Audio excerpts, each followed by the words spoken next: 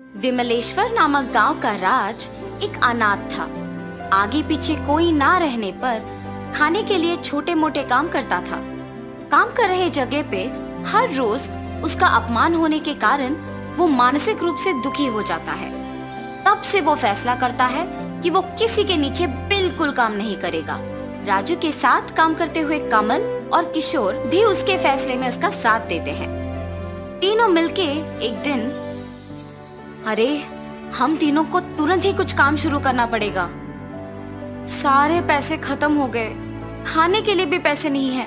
कल का क्या? हाँ, पता नहीं कल का क्या ही हाल होगा। सोचने के लिए भी डर लग रहा है। ठीक है, मेरी बात ध्यान से सुनो। हमारे पास एक फूटी कौड़ी भी नहीं है। अब के परिस्थिति में हमारे पास और कोई चारा नहीं है, इसीलिए हम चोरी करेंगे। चोरी? पर अगर पकड़े गए तो हमारा हाल इससे भी बुरा होगा। हाँ यार, ये सब करना अभी जरूरी है। मैं जो कह रहा हूँ वो पहले सुनो। हम हर रोज थोड़ी चोरी करेंगे, सिर्फ कल के लिए एक ही चोरी करेंगे और उन पैसों के साथ सारा हफ्ता बिता सकते हैं। और उसी समय हम ये भी सोच सकेंगे कि अब से हमें क्या काम करना होगा। क्या कहते हो?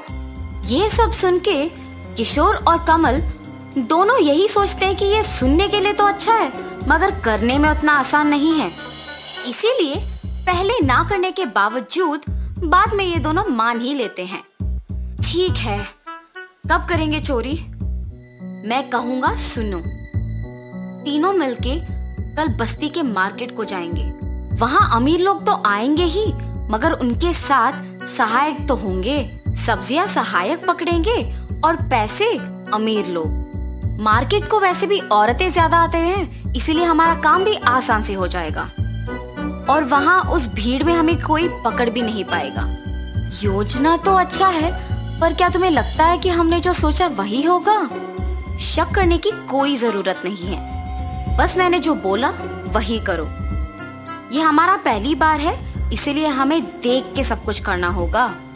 ऐसे सोच के अगले दिन बस्ती के मार्केट में जाके प्रवेश द्वार के पास तीनों एक जगह पे बैठ के सभी पे एक नजर रखते हैं। उसी समय में एक बड़े कार से एक मोटी औरत उतरती है। उस औरत का सहायक उनकी चीजें सारे पकड़ के उनके ही पीछे मार्केट पे प्रवेश करता है। वो तीनों उस औरत को देख एक दूसरे के साथ इशारा करते हैं और उसी औरत के साथ मार्केट में प्रवेश करते हैं। राजू बाकी दोनों के पास जाके कहता है, जब तक उस औरत के सहायक के पास चीजें भर के नहीं होंगे, हम उनके पास भी नहीं जाएंगे। ऐसे तीनों तीन अलग दिशाओं में जाके खड़े हो जाते हैं।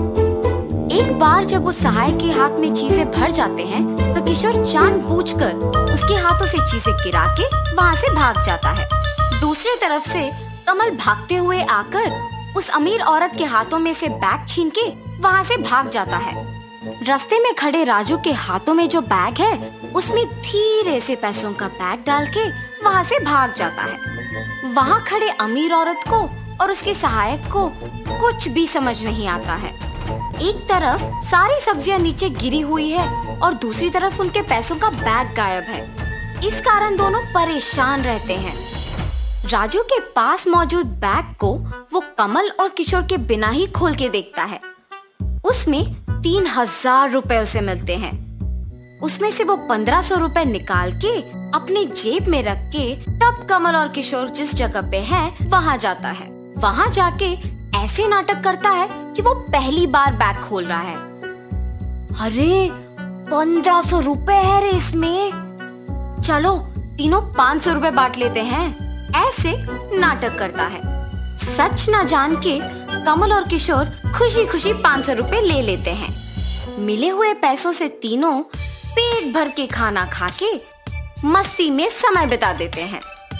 लेकिन आगे क्या करेंगे ये बिल्कुल नहीं सोचते हैं।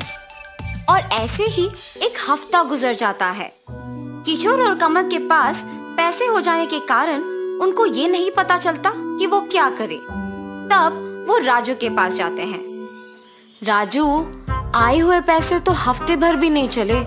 वैसे हमने तो सोचा है कि हम इन पैसों से कुछ काम करेंगे, लेकिन तुमने तो उसके बारे में बात ही नहीं किया। हमने पढ़ाई नहीं किया और किसी और के नीचे तो काम नहीं करेंगे।